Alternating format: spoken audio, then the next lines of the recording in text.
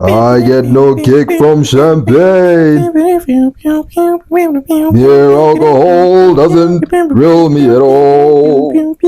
I get a kick out of brew.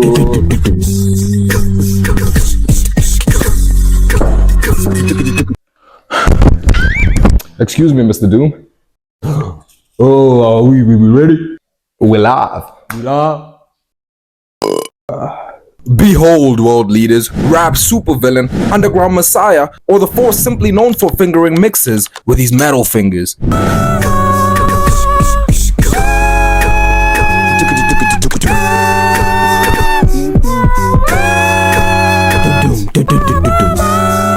Daniel Dumile, aka MFdoom, didn't just rap or flip samples, he alchemized words like a mad scientist. To commemorate the 20th anniversary release of mmfood, I just thought it would be fitting to dig around the grave and bring the man back to life so that he can tell us about his experiences and the legacy that he left behind.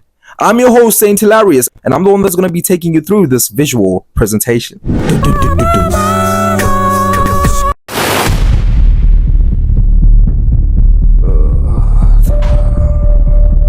Today I am joined by the one and only MFdoom. Is this mic on? Yes, it is, Mr. Doom. That's right. It's the one and only supervillain, MFdoom here. Mr. Doom, thanks for joining us. We've just got a few questions. I know you got a few questions. I think we should start with the most obvious one. You know, everybody just asks me like, why the mask? You know, why this mask? And you know. So why a mask? Doom's answer: why not? The mask is more than just a motif or a brand representation thing. I think the mask has to do more with authenticity and how I really feel about getting my message across, you know, because like, you know, Madvillain, as a child, I was really interested, you know, in Dr. Doom. Like, I was really a geek, you know, a geek with a cold heart, you can say that. The mask really is like a representation of me and my vision.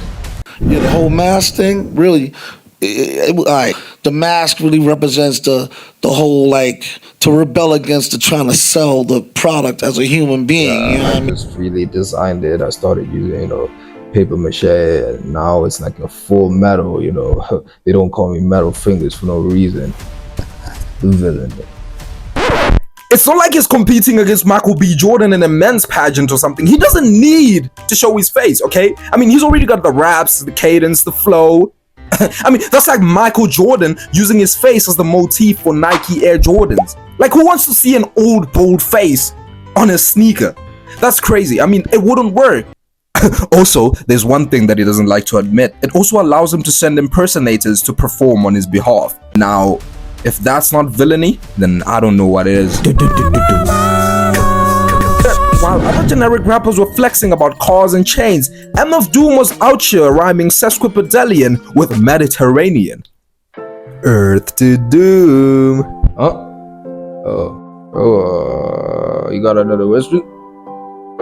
Shoot. You are regarded as one of the most stupendous lyricists out there. Can you take us behind the pen and explain to us how you come up with these ideas? The lyricism aspect has always been a key factor in my music. You know, it's sort of like a technique. So you want to rhyme, but at the same time, your rhyme should make sense, and people shouldn't really be able to capture what you're about to say next, and that's the whole point.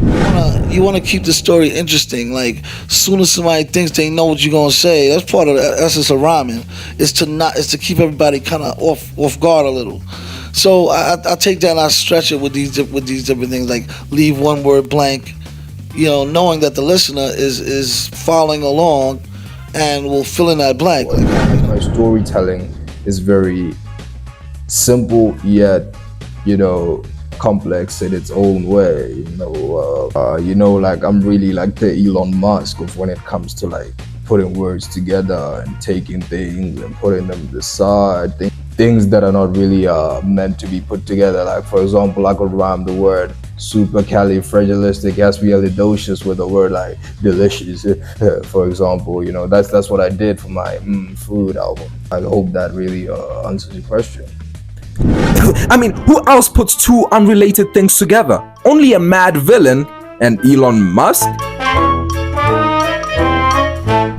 I'm actually working on a new project called Occupy the White House, alongside, obviously Donald Trump. I'm his first lady. But, just to say it in jest, I'm alongside SpaceX, and then we also have Tesla. We're going to make the first flying robot through the cosmos, just like Rick and Morty. This is like Rick and Morty did, just to say it in jest. So this is, back in my days, when I used to work at McDonald's, we used to make beats with the fries. Every time when we heard the fry was on, that it really did mean a lot in my music. I laid down the chorus for one bit. Like my father was listening to this French jazz. This really like touched my soul, and he's also the reason why I decided, to settle down and get married. You see this big stomach right here, this big stomach, like when you get married and you have tons of kids, what happens? Doom's journey began just like every other supervillain, with tragedy. Before donning the mask, he was known as Zevlov X in KMD, an emerging rap group until the industry did him dirty after the death of his brother. Dropped by Elektra Records, Doom vanished, only to return as powerful as ever and even more mysterious. Like Batman, with even more catchier catchphrases over jazzy beats.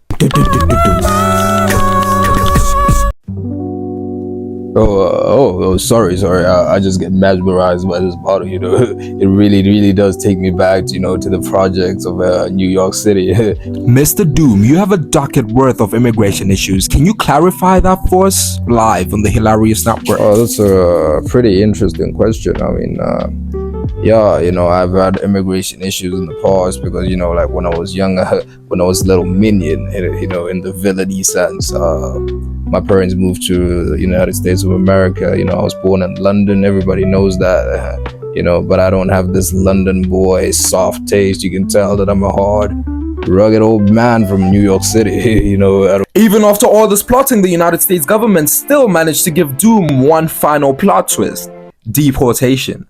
Doom moved to Long Island as a little minion but never became a US citizen. Doom, forever the outsider, carried on creating art while Uncle Sam stamped his villain card for good. Because I just left, on tour from London again, coming back in 2010, magically be deported. It's like they literally looked at me and said, no mask, no entry. I don't know if that was some kind of COVID joke or what, but that was 10 years ago, whether I'm in the United States or whether I'm in Congo or whatever, I'm still gonna be beating the drum, making some new Madvillain hits.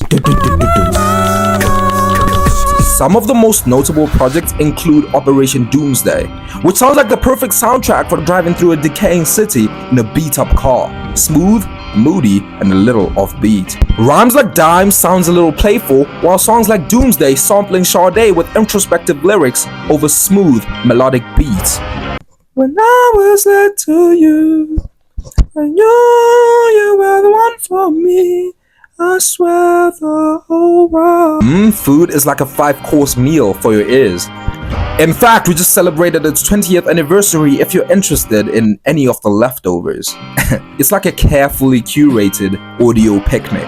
Lyrically at the stage, Doom is at his most playful, incorporating the most cliche New York fast food joint into a commentary about hip-hop culture and pure cartoonish absurdity, which to this day leaves a bitter taste in my mouth.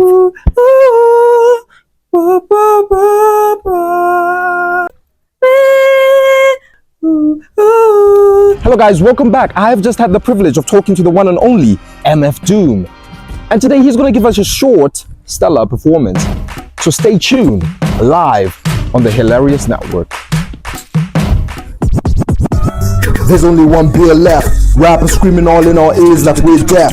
Tempt me, do a number on the label. Beat up all the MCs and drink them on the table like it's on me. Put it on my tab, kid, however you get there. Put it, cap it, high horse it, you leave it on your face. Oh no, Doom has taken over the network. Hilarious, save us. Hello guys, welcome back. What a wonderful performance by the one, the only mfdoom. We don't get to see mfdoom perform like this, on a daily basis. Usually he sends these fake robots, these doom bots, people to perform on his behalf. But today he actually gave us something from his heart, something pure that he cooked from his metal fingers. Well, that concludes our interview production today here at the Saint Hilarious Network. Be sure to join us next week, same time, same place. And don't forget to give us tips on who you'd like to see me interview next, live on the Saint Hilarious Network. My name is Saint Hilarious, and I make fun of pop culture because therapy is too expensive. This has been a wonderful interview / mockumentary / whatever it is that you want to add. But hey, I actually put in some time and effort into this. So if you're proud of it just like I am, please leave a like. And don't forget to subscribe. If you're not subscribing for me, do it for the Madvillain.